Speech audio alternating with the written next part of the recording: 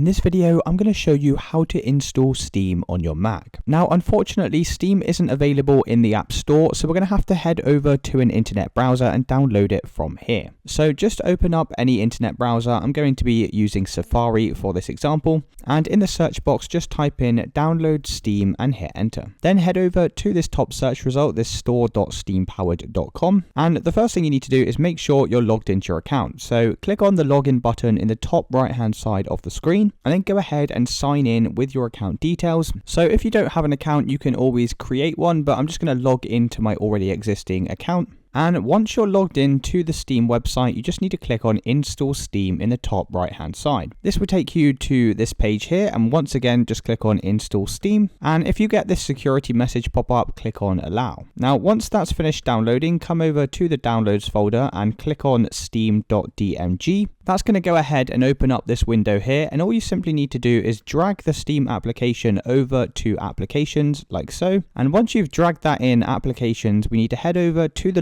Launchpad in the navigation menu, and you should find Steam now in this list. If you can't see it in the list, you can always search for it like so, and then just click on Steam. Are you sure you want to open Steam? Click on Open, and it's probably going to have an update ready for you to download, so you'll just need to wait for this to finish updating. And finally, just like that, we've now installed Steam onto our device, so you can go ahead and sign into your account, and then you'll be able to play your games. And that's it, guys. If you did find this video helpful, then let me know in the comments below, and I'll see you in the next one.